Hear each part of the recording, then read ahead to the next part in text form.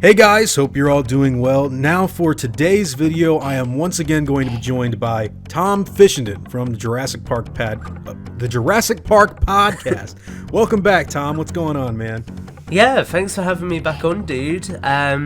Hopefully my audio is going to be okay this episode. I'm not going to touch anything in post that's going to make me suddenly creep into anyone's ear hole this time. So hopefully we're all good. And yeah, I'm good. I am riding the Jurassic World Camp Cretaceous hype train still at the moment and enjoying every moment of it. How about you? Oh, it's been fun, dude. I did not expect season 1 to be as fun as it was. Yeah.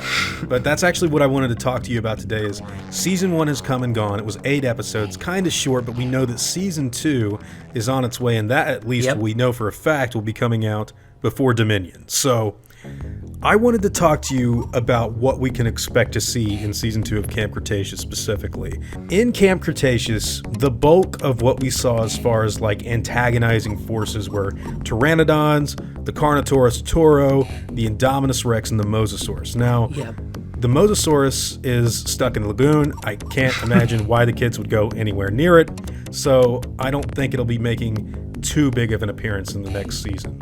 Indominus Rex is dead. It got killed at the end of Jurassic World. Now, interestingly, Toro survived. He is mangled and burned. Some people, yourself included, I believe, think that this is going to be the Carnotaurus that shows up in Lockwood Manor in Fallen Kingdom. 100%. So, is Toro still going to be an antagonizing force in this new season, even after having been horribly disfigured at the end of season 1? Well, I mean, a lot of people say that dinosaur is missing a horn, so they could potentially do something where Toro loses a horn between now and Fallen Kingdom, but I'm not necessarily convinced that he will. So obviously we were talking a little bit before we started recording, and I mentioned how this show has followed kind of a similar, something else we were talking about tied into Primeval, but I feel like this show also follows a similar format to that sci-fi show, which is the idea that each week you would have a different dinosaur because it's a serialized format, so it keeps it interesting. So I think in that regard, in this series we will probably see them do something similar, where season 2 will now bring in dinosaurs that we haven't necessarily seen up until this point. And obviously I know there were some that were hinted at that I think you'll want to mention in a moment, but I did just want to touch on the fact that actually when you watch it back, you don't see Triceratops, you don't see Gallimimus, you don't see Dimorphodon, so there are lots of animals from the films that are in Jurassic World that we haven't seen in the series yet. So I think there's a lot of scope for them to do a lot of new stuff and to kind of keep moving forwards. So in that vein, I definitely don't think Toro will be the main threat in season 2. Okay. But I think he could potentially pop back up in the future. Yeah, and there was also the whole idea that Toro, the Carnotaurus, was being kept separate from the other animals of the park because it was deemed too aggressive. And you brought up a great point earlier before we started recording that maybe this is a way for them to introduce new dinosaurs that we have not seen yet. We know that, for example, I'm just going to throw this out there, InGen has access to Giganotosaurus DNA. It's in the Indominus Rex.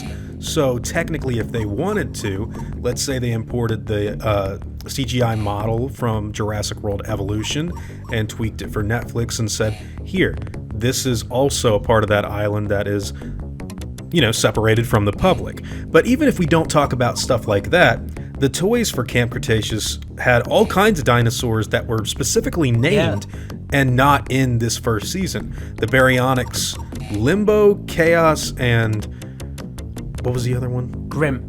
That's like the easiest one to remember. Okay. Grim, Limbo, and Chaos. So these Baryonyx are going to be on the island, and I think they all look radically different in the toys, don't they? One of them's got like a not a red eye, but they've got like a red circle around their eye, which is really cool.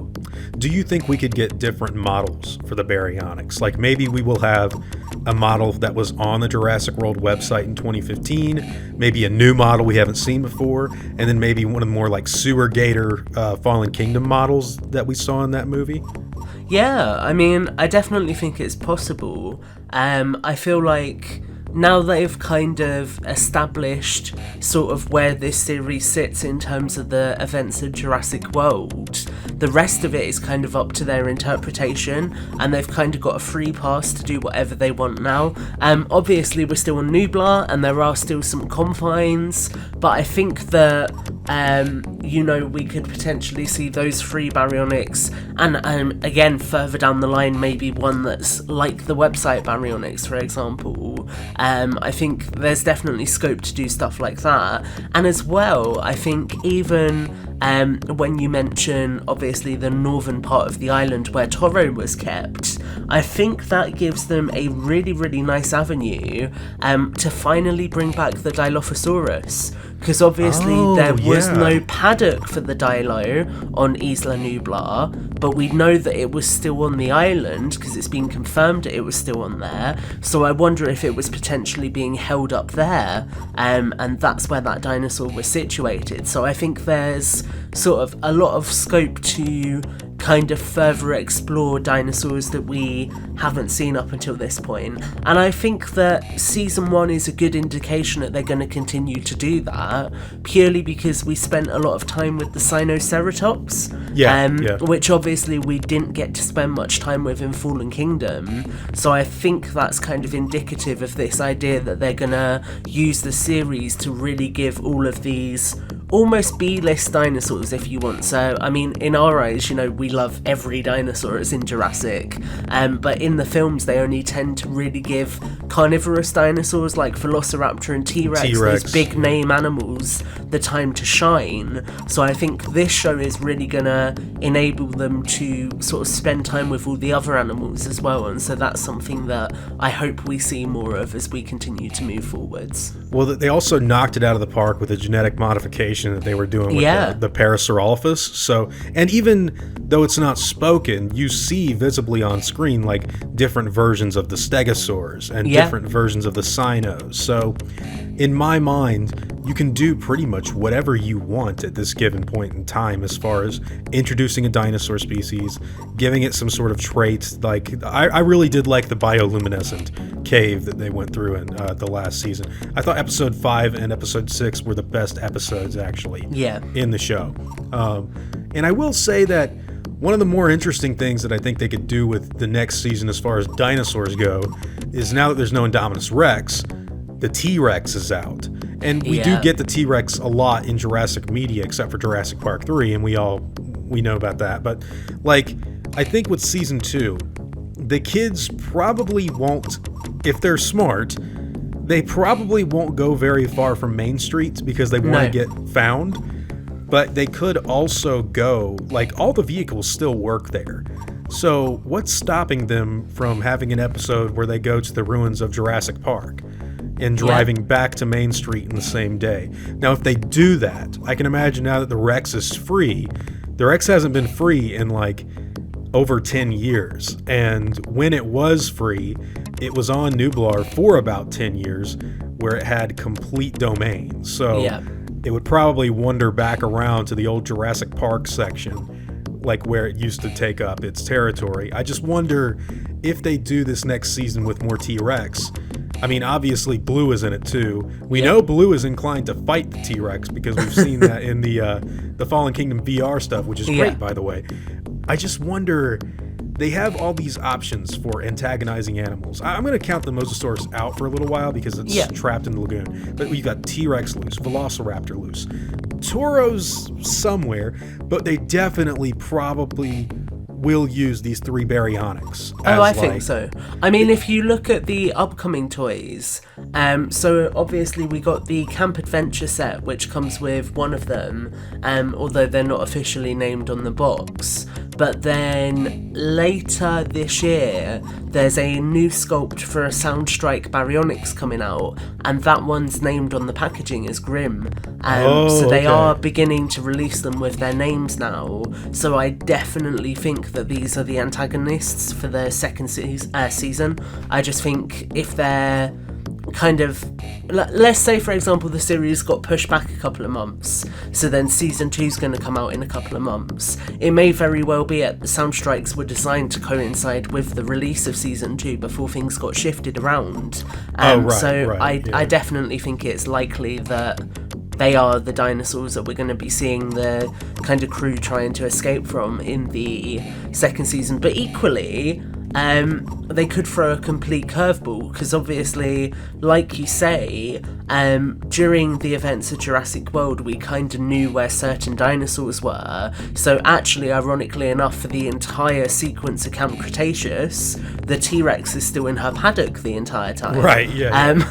Whereas now, we're sort of at the point where there are no sort of guidelines for anything, so they can do pretty much anything. They want. Yeah. It's completely off the bat from Dinosaurs, but can I pitch an idea to you that I put on Twitter today? Because I think you might love this. Okay, when this sequence came out, the time frame wasn't clear, but Colin has since said that it may have taken place a couple of weeks or even a month after the events of Jurassic World. Oh, you're talking about the beginning of Fallen Kingdom. I am. What if we saw that sequence from the other side of the lagoon, because the kids are doing something there and they hear a helicopter coming and think that rescue's arrived, so you just see the kids run out and watch the mosasaur come out the water and attack the helicopter, because then, like you say, you still have a way to put the mosasaur back into the show that makes sense, right? And you also get a nice little bit of connective tissue, and you could even then have them go over to like the part of the island where the mercenary was and see like the generator and wonder why they've opened it and all that kind of stuff. I just think it could be a really cool way of kind of connecting this into another moment, because I think that generally speaking that's the only other thing they can connect it to at this point. I don't think they're going to be on the island for long enough to suddenly turn up and see Whatley before the events of Fallen Kingdom, so I think it would be a nice way to kind of tie into one other thing. I think it would work out pretty well. The only thing that I have several questions about all of this stuff is like, the gate for Camp Cretaceous has a plesiosaurus design on the front of it. And while we've gotten plesiosaurus merch, I don't think any are specifically Camp Cretaceous, are they? Okay, so I'm ruling that out. I don't think we're going to see plesiosaurus anymore in this show. I do also wonder, though, if they tie it in with Fallen Kingdom, or the beginning of Fallen Kingdom.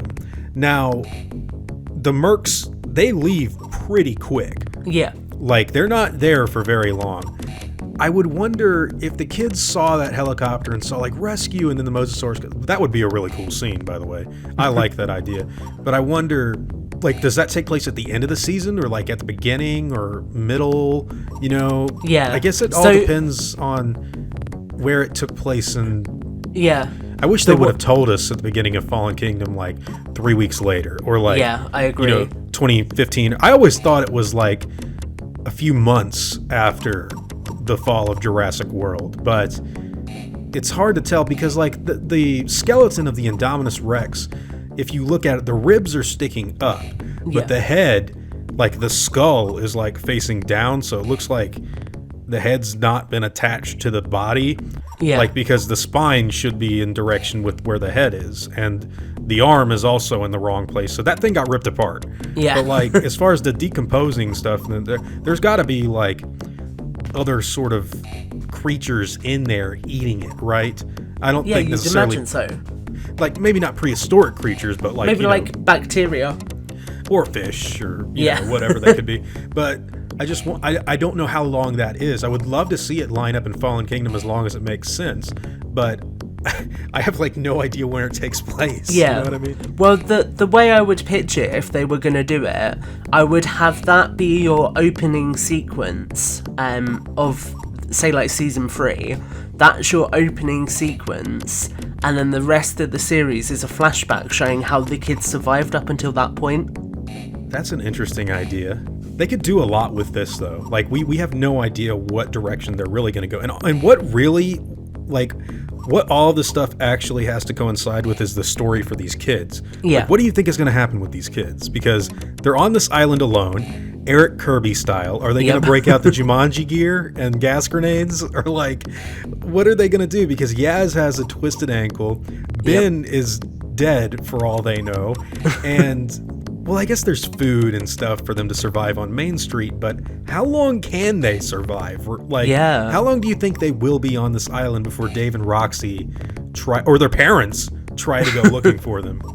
I think that you're going to kind of see like an arc where perhaps at the start they're not really surviving well and they're kind of holding on to the idea of rescues coming, and then I think over the course of the episodes they're going to realise that rescue isn't coming, so they're going to kind of adapt to things. And I actually think that when they get face-to-face interaction with people again, I said this to Brad, I could see one of two ways of them doing this.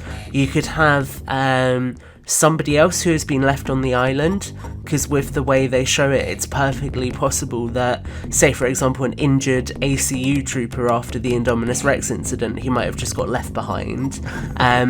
Or what will happen is somebody like Manticore will come to the island post Jurassic World incident, and you'll maybe have the kids think that they're being rescued, but actually it's kind of like the way the Lost World goes, like Kingdom. Yeah, or even, like Fallen Kingdom, where actually they're not there for the kids, they're there to try and get samples. That's very interesting. Yeah, and with that kind of idea as well, so it kind of goes hand in hand with a theory I've got for Dominion, which is I would really like it if at the start of Dominion it transpires that some of the dinosaurs who were out in the wild have been going missing and nobody can work out why, and then later in the film it transpires that Biosyn have been like taking them back to their lab.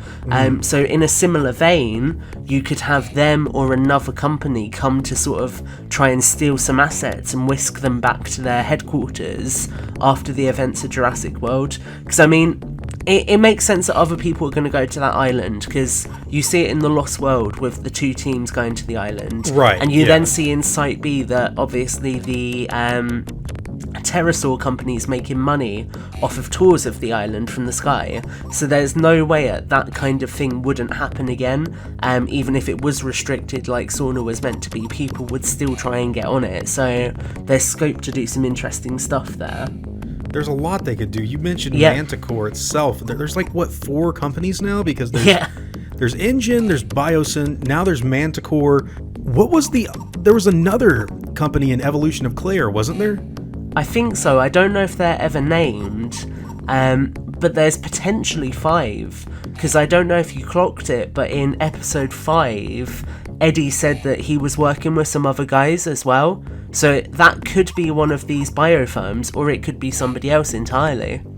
Yeah, there's a lot. So the thing with Manticore, now, they didn't really touch on this as much as I would have liked them to in season 1. So Sammy is sending them I don't think she ever officially sent them the Sinoceratops DNA samples, did she? No. I don't think we saw that happen. She sent them the USB stick from Wu's lab, yeah. So they got a lot of information. Now, they didn't get physical samples, but they got information potentially directly information from on the Indominus.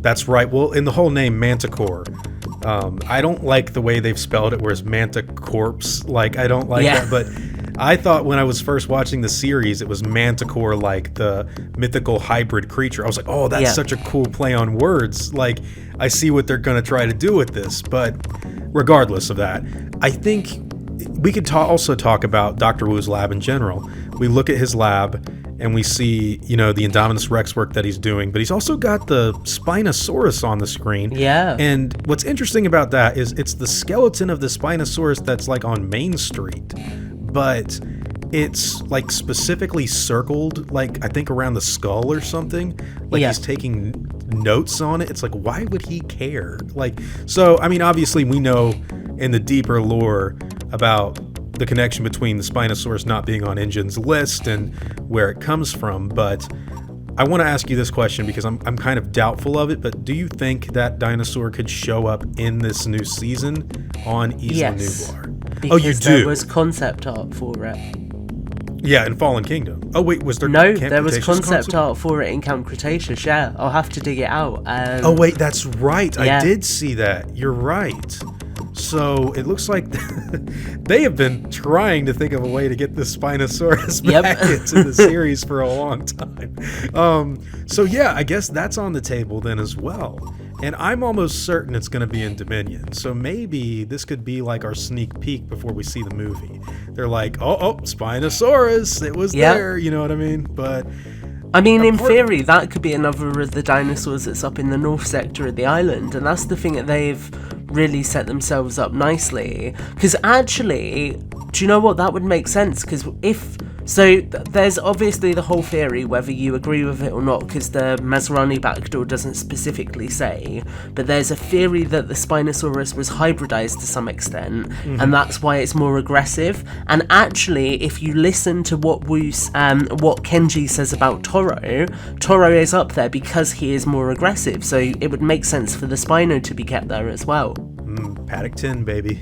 Yeah. If they do that, I will be so happy, because that's just, I'm not like dead set on that being reality, but if the Paddock 9 is where the Rex is and Paddock 11 is the Indominus Rex, if Paddock 10 is in the north where the aggressive Spino is, that will make me smile. It would be really cool. And but then I guess the question is, if there's a Spino loose on Nublar, are it and Rexy gonna cross paths? Well, they definitely wanted that to be the case in Fallen Kingdom. Yeah. So, you know what? That might be the best way for them to do that rematch they keep talking about. Because there are people that don't want it to be like a live action thing because they don't want to see the Spinosaurus get killed. But, I mean, there's also the other people that agree with the opposite. But if you do it in like animated and maybe, they both survive, it would end up being like, oh, we know these dinosaurs fight each other because we've seen Jurassic Park 3, and they're both apex predators, so it would make sense. Yeah, it would. They could possibly do that, and I bet they would do a confrontation between the T-Rex and Spinosaurus. I think it'd make me smile if I saw it. I think it would maybe be like a cool climax to end the series. So if we get to the point where like Camp Cretaceous is on its last season, maybe the final battle you get in that series is the Rex versus the Spino, because I feel like that would be quite a fitting end for it, and I feel like a lot of people would appreciate it ending with that. They're in the middle of battle, and all of a sudden you see a couple of trank darts shoot it in the sail or something. Yeah. And the T-Rex is like confused, like what's going on? And then like Biosyn helicopters just come out of nowhere and steal it. Does it say Biosyn on the side of that chopper? Yeah, the kids are like, what's Biosyn? Yeah. But I don't know, man. There's so many different directions that this show could go in. Do you have any other thoughts on season 2? Tell me what you think, Tom. So I think overall season 2 will hopefully spend more time with different dinosaurs. I definitely think that they're going to want to factor adults back in to some extent, so I'm interested to see how they do that. Yeah, exactly. But further on that point, let's say for example we are getting closer to that Fallen Kingdom moment with the helicopter at the start. There is a lot that has happened to places like Main Street and obviously the monorail between Jurassic World and Fallen Kingdom, so I wonder if maybe some of that sort of additional damage and decay that we see could occur in the series and would kind of help to explain how that happens, because a big thing I've always sort of picked up on, and I don't know whether they tie into it or not, but I was saying to Brad the other day, there's a car on Main Street in Fallen Kingdom in that sequence, and there isn't one in Jurassic World when they leave. So is it a case of the kids parked the car there to go and do something, and then it was still there later on? I just feel like there's lots of like little details that they could pick up on. And obviously, yes, a lot of that kind of stuff is done for ambience and for making things feel a lot more cinematic. So a lot of those smaller details are just put in to kind of please the eye, basically. But I feel like with this first season especially, Zach Stentz and everyone else who worked on it have clearly sort of heard a lot of what we've been saying. So I feel like there's a lot more scope for smaller details to be included in this series than there perhaps is some of the bigger films and some of the other projects. So I wouldn't be surprised if maybe some of those finer details are picked up on. And I think I know that Zach spoke a lot before release about how we were going to see some of both parks. Oh, he did? Obviously, he did, because he replied to a tweet I sent him saying that. In this first season, we haven't really seen any of Jurassic Park. So I wouldn't be surprised if the kids stumble across it as they're trying to find somewhere safe to survive on the island.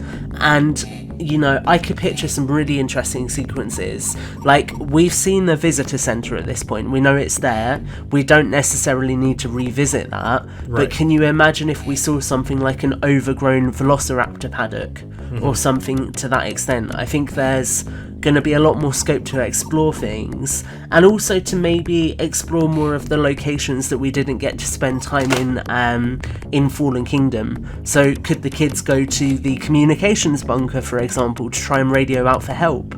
I think there's... I just had a really funny idea. Go on. The kids like are messing around on the computer and they like copy and paste the lagoon to like the bottom right of the map. Oh my god. Just to fix that. Wu's not just been messing with the dinosaurs, he's been experimenting with terrain tools too. Oh no. I literally meant the kids just like look at the digital map and like double click on the middle of it and just drag the lagoon to the bottom just as like a trolley thing. Imagine. I feel like they would never hear the end of that if they did that. Yeah, but it's just funny. It would be hilarious. But one thing I will say about these kids is obviously we're going to get to see their story play out with all these dinosaurs coming to kill them. I do wonder though, like, is this going to turn into a Lord of the Flies situation where they're all bickering and arguing with each other for like, hey, you shouldn't be in control of finding food, or you shouldn't be in control of telling us what to do. Darius is the dinosaur expert. Yeah. So he should technically, in my opinion, be the leader of the pack. I can definitely see Brooklyn and Kenji going off and doing something together, like getting closer. I mean, what did he say? The CKK? Cool I think Kids so, Kayak or something? Like, they're kind of their own thing. Yaz and Sammy, I can imagine getting closer. When they find Ben and Bumpy, is Ben going to be completely transformed? Is he going to be in like brave mode from now on? It's possible. Is he going to teach Bumpy them? Might be grown up, because don't forget she's got the accelerated growth genes. Yeah, that's a big thing too. She could, I don't know if they will make her bigger, but it would make total sense. I mean, the one thing I do wonder about the kids and their actual character development and stories and, you know, all that stuff in general is, wouldn't Manticore come looking for like more stuff now that the island has fallen?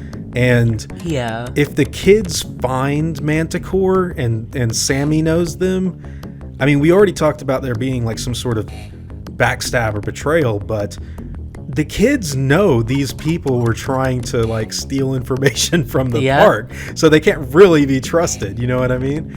Or is it possible that just Sammy gets rescued? Oh, and the other ones don't. Yeah. Oh, you know what? They could do something with that. That sounds like a pretty good idea. But the kids in general, Dave and Roxy are probably going to come back looking for them. Yeah. I don't know how. Oh my God. One thing I will say, I desperately, they kept talking about Claire Dearing in this show in season 1, which I thought was very cool, but nobody mentioned Owen Grady. And I wanted so bad to see Owen, like at least like from behind or something. Yeah. Now Owen Grady is not going to go back to this island to save these kids. He's not going to do it in season 2. But I would at least like some sort of representation for that character. Well, I guess Blue is there. But they don't know anything about like the Ibris program or it's going to be interesting to see how this all plays out. I'm assuming it's going to be 8 more episodes, right? Yeah, I think that would make sense. In terms of other legacy characters, I do think that Claire could appear, because I wonder if Dave and Roxy, so obviously they're not going to be able to just get back there, because presumably Nublar's going to be guarded by the Costa Rican Navy. I don't know. Paul Kirby got onto Site B pretty yeah, that is true. Oh, you know what? Maybe it's their parents coming to rescue them. Yeah, and they crashed their plane. Yeah. Oh my god, imagine. I was going to say, maybe Dave and Roxy think that their best option to get back onto the island is to join the DPG, and maybe you have a sequence where they're like trying to persuade Claire to get back onto the island, and she's just like, no, we can't do it, we can't go back there yet. She's like, we've not got the funding or something, which would explain why they've not done it up until Lockwood gets involved. And then maybe they go off and try and find their own way onto the island while the kids are still surviving. It's very possible. They can go in a million different directions. Yeah. I know that with these kids, though, the interesting thing that is in my mind about them is like, you basically have this structure of individuals that originally didn't like each other very much, and they grew closer in the first season. But now, for all intents and purposes, they think Ben is dead. Yep. So they're probably going to be on edge a little bit. Yaz is like, okay, so in my opinion, Yaz is like the most capable of the group. Yeah, because she's the most athletic. She's Kelly Malcolm. Yeah.